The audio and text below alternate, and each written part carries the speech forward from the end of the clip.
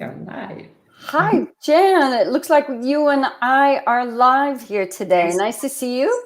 Nice to see you too.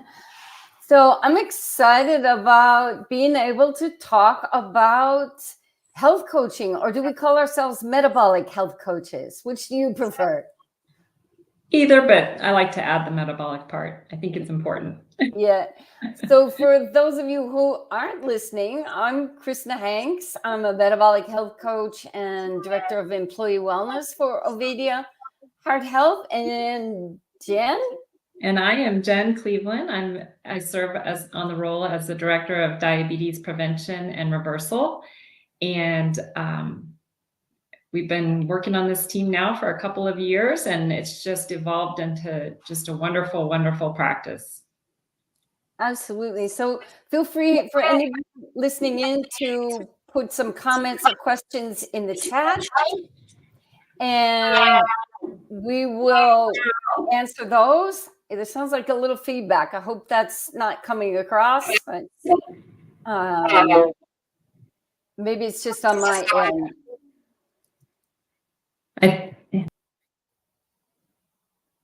Hi. Okay. I'm without feedback here, it seems like. And we want to just give you a little bit of insight of how coaching works with Dr. Philip Ovadia's team. And we are a team, as Jen Cleveland just mentioned. And one of the key components of how we work in this team is patients or clients who come to us. They're going to work with everyone. So one of the first things they'll do before having a consult with Dr. Ovadia is they're going to see either Jen or myself, and we're going to be bringing some other coaches into the works soon as well, is they have a few coaching sessions, and then they're going to see our nurse practitioner, and then they're going to see Dr. Ovadia. So maybe, Jen, you can give us a little insight of how you see that different maybe than your clinical setting. Yes, in the clinical setting, we oftentimes will get a referral from the physician for a low-fat diet or, high triglyceride diet. In this setting, we very much individualize our approach to every client in our practice. We look at their history. We actually ask them what kinds of things that they eat, what their movement is like. It's a very, very different way that we see clients in this setting versus a medical practice, a typical medical practice. Right, and you have a lot of experience in the medical practice, correct? Yes, I've worked in an academic healthcare institution for 33 years. In the diabetes prevention and reversal setting, it's more of diabetes Band-Aid approach in that setting, whereas in this setting, we have the opportunity to do more prevention and reversal, which has been really, really amazing. We have had clients who have really dramatically reduced their hemoglobin A1Cs, which is an indication of their blood sugar control. Some have even been able to come off their diabetes medications, or at least lower the amount of medications that they're taking, which is amazing. It's really wonderful. And as we started the conversation, we're a metabolically focused practice. If anyone listening is not familiar, there's 5 major criteria of metabolic health: waist circumference, blood pressure, blood glucose, triglycerides, and HDL. And we really work, as Jen says, in helping them improve those numbers dramatically. I've had clients also have unusually high triglycerides, be able to get those down. I've had clients who, even before they get to see Dr. Ovadia, have lost, 10, maybe even 20 pounds. So they've started on their journey to health. And I think one of the pieces I like, we talk a lot about that, lifestyle is a big portion, and then the medical is one portion. Whether you believe in the numbers 80-20 or 70-30, it doesn't matter. but our practice definitely sees the lifestyle interventions and practices very beneficial. We know that ourselves, that nutrition, exercise, stress management, and sleep played just as big a role in overall health and well-being. And I think you make a great point. I mean, the whole metabolic health, I think. Am I muted? Sorry. I thought I was muted. Metabolic health is a new concept to a lot of people. And only the statistics are showing that only 7% of Americans meet all markers of metabolic health. And I found that, just astonishing, some of the statistics, and to think about the 5 metabolic markers and only 7% of Americans have achieved those. And then it brought me to think about a book I had recently read by Robin Sharma. And in that book, it's the 5 a.m. Club.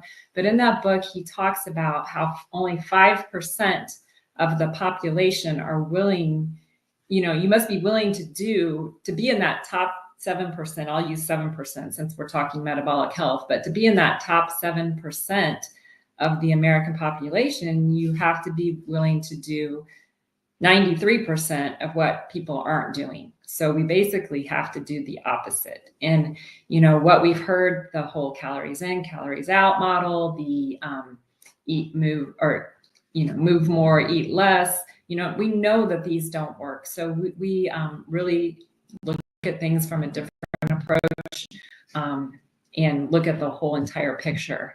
And it's a step-by-step approach. We don't say that you're going to have to do all these things all at once. We really work on helping you map out a plan, come up with something that's sustainable. You'll hear a lot of times that low carb diets are not sustainable, and I can't do that. It's just too much. There's too much I have to give up. But we help you kind of break it down into smaller parts. That's a really great point, Jen, and sustainable. So you mentioned low carb. I've been, since 2007, we're in 2024, I've been doing some form of low carb myself, low carb, move maybe into more keto, maybe a little bit more carnivore, but we work with anyone across the spectrum. That you do not have to fit in any of these categories, but we are definitely really focused on helping you to improve your blood sugar and insulin perspective, especially from the nutrition side. But I just want to address a question that came in here. Can anyone benefit from coaching? I would say I sure wish I had had a coach when I was trying to make my transfer after my 20-year vegetarian, let's say, event. I've been coaching for, I hate to say this, close to 30 years. That's kind of a scary number. I have yet to see anyone who has not benefited from coaching. And we have a dialogue. There are some people who have lots of knowledge coming into us. There are some people who come to us with minimal knowledge. And throughout that process, there's always some piece of health and well-being where we could use a little bit of support. And not everyone needs support on all those areas. And that's why we have a diverse team like we do. Yes, I love the diversity that we have brought together. Krisna and I, when we joined this team a few years ago, one of the things that we realized, we didn't have any idea at the time, but we both, came from the same university in Indiana, small town Indiana, Bloomington, Indiana. And unbeknownst to us, she had a medical or a background in exercise kinesiology. I happen to have a background in nutrition. And we were both kind of at a point where things weren't in our other careers, not quite going the way that we wanted them to go. And we decided to put our heads together. And this team has just evolved into just a great, it's hard to describe. So the health coaching side of it, I've had clients, that are heads of universities, clients who are doctors. People don't think a doctor needs a coach, but there's lots of doctors out there, lawyers, just very intelligent, high-functioning people in society, and they have been dumbfounded at how much they've gotten out of coaching. So I have found that to be very inspiring. I did not have a coach other than sports coaches growing up, but actually as a life coach or a health coach, I did not. Now, as Krisna said, I wish I had, especially I transitioned into a low-carb, higher protein lifestyle about 10 years ago. I had been a competitive swimmer, had a lot of joint inflammation, and it wasn't for weight reasons or anything like that, but I really wanted to figure out why my joints were so achy. And, all the doctors had said, well, you don't have arthritis yet and this and that, but there was a reason. So I also had a very early menopause, which we talk about hormone health and its relationship to our diet. The list goes on and on. Coaching is just very broad spectrum. It's, something that's taken us many years to kind of collect our thoughts and keep on learning more newer things all the time. We don't stop learning. And I think that's what Krisna and I hold in common very much so, is that we are always seeking out newer and better information and not just leaving things status quo. Absolutely. It is, coaching is an ongoing life learning experience. I often learn just as much from our clients as we do ourselves. And Suni, if I'm pronouncing her name, or Sunny, has a question here. If a person gets an LDL particle size blood test and have small particles, can that be changed through nutrition and lifestyle changes? We've seen, and I'll let Jen also speak to this as our diabetes director, but we've seen amazing results on people changing, right? You've got the small, dense particles, you've got the large, fluffy ones, changing their ratios, changing their composition through lifestyle change and nutrition specifically. And it's always that whole package, right? The exercise, the stress, the sleep, the nutrition plays a big, big role. We've also even seen people stop the progression on some of their heart disease numbers, as well as inflammatory markers. So I let Jen also speak to that. Yes, I totally agree. We have seen laboratory value changes in lots and lots of our clients. We do offer also a lab review if anyone is interested ever to look at their labs. We have lab reviews if you don't want to do the full entire consult. Lisa, our nurse practitioner, is excellent and can offer a lab review as well. But definitely we see changes, and it's not always necessary to include medication. Sometimes it is, but not always. And one thing I like to always bring to the table is that in the past, coaching got a little, especially health coaching, very different than executive coaching, but there's some overlap in the skills. Health coaching started very much in the disease management realm. It was set up by insurance companies or hospitals that really basically wanted to kind of push their certain chronic disease management onto others to help them manage, whether that be type 2 diabetes or some form of hypertension.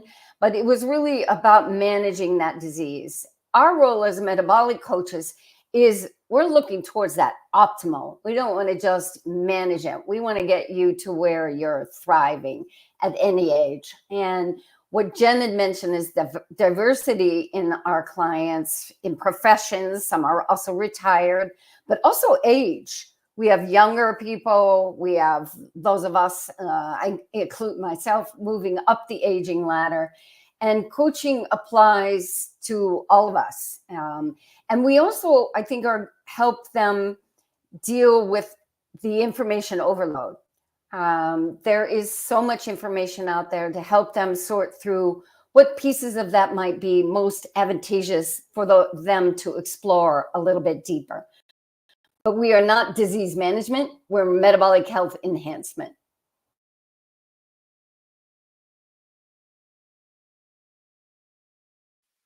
Yeah. And I think, you know, we talked about how we've all kind of joined in from different backgrounds. And Franz Johansson, I don't know if you're familiar in the Medici effect, but in that he says you can ignite the explosion of extraordinary ideas by bringing together different disciplines and cultures and searching for places where they connect. And I feel like that's what we've done on this team, is that we have brought a diversity of many different backgrounds into a team who has a lot to offer. We don't have to like say that we separate ourselves as health coaches from other health coaches. I think it's something that people from actually have to come into our practice to actually experience. And we obviously invite anyone to come into our practice. We're eager and excited to help people lead a different life and a better life. Absolutely. And Vicky has a question here. How could a person get started with a coach? Well, first, within the Ovadia team, it would be to make an appointment with Abigail. Abigail is our great sort of metabolic coordinator, and she will talk you and walk you through all of the various options that are available. And as I mentioned a little bit at the start of the practice, generally, again, there are always going to be special cases, and we always work with the individual, not just a cookie cutter system.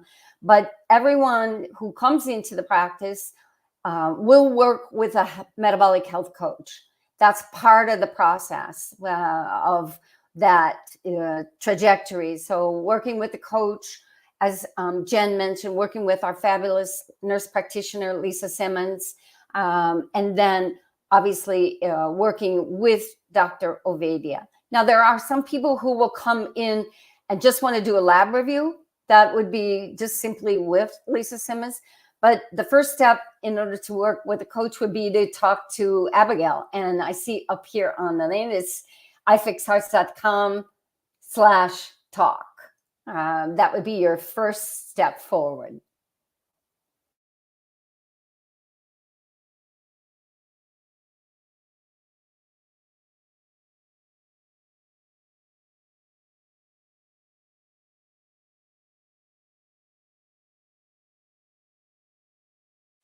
I apologize. I was just perusing the chat to see if there was hi Cookie Carter from Barbados and Desiree. If you're at least 80% carnivore, have 1 piece of sourdough bread and 2 martinis, is it still protective? These are the type of situations that we really take deep dives into during coaching sessions. So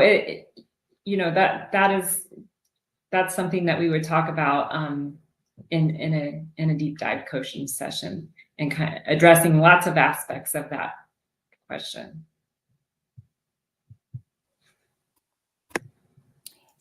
As we get closer towards the end of our time, what do you see, Jen, as one of the biggest challenges to being a health coach these days? I think one of the biggest challenges is that people don't understand what a health coach is or what a health coach can help them with. And so sometimes that's the biggest challenge in the beginning, is helping them to understand how we can help them. And we're not perfect. I mean, we definitely are not perfect by any means. We're still learning every single day. I learn something new, and I do consider myself a lifelong learner, because there's so much that we don't know. And what we're learning now is actually helping people to become more metabolically healthy. And that's ultimately what our goal is. I came into nutrition 33 years ago, wanting people to understand how food could be their medicine. And for 33 years, that didn't happen. And now it's happening. So I'm loving that. And it's such a transition. And that's what we're here for, is to help you in the same way that we have been helped. I'll throw that question back on myself. I would say the biggest challenge is what I briefly mentioned before, is helping people decipher all of the information and really helping it bring it down to something simple, doable, and actionable. And finding also the nuances. We all are an N equals 1. If you follow Nick Norris online, he has some fabulous N equals 1 experiments he's been doing, particularly in the low carb carnivore space. But there is such individuality. I think also being able to help people with the tools like a continuous glucose monitor and other devices. I look at that as an opportunity, but for some people that also can be a challenge. But lots of challenges, lots of opportunities. Again, if for those who are interested in knowing how to contact the Ovadia team, that was, I believe, at the ifixhearts.com/talk address.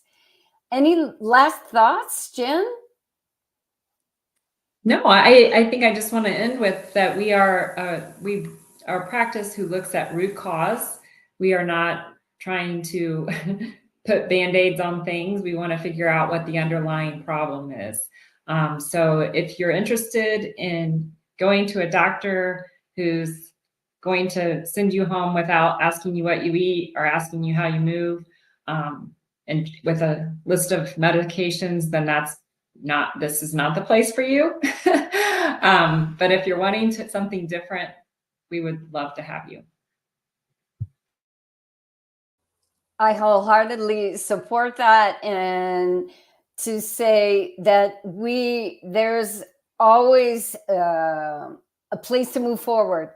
I think our medical system has taught a lot of people to give up hope, and the recoveries and the improvements that various people have made, that's possible, and to not give up hope. There is another way to move forward.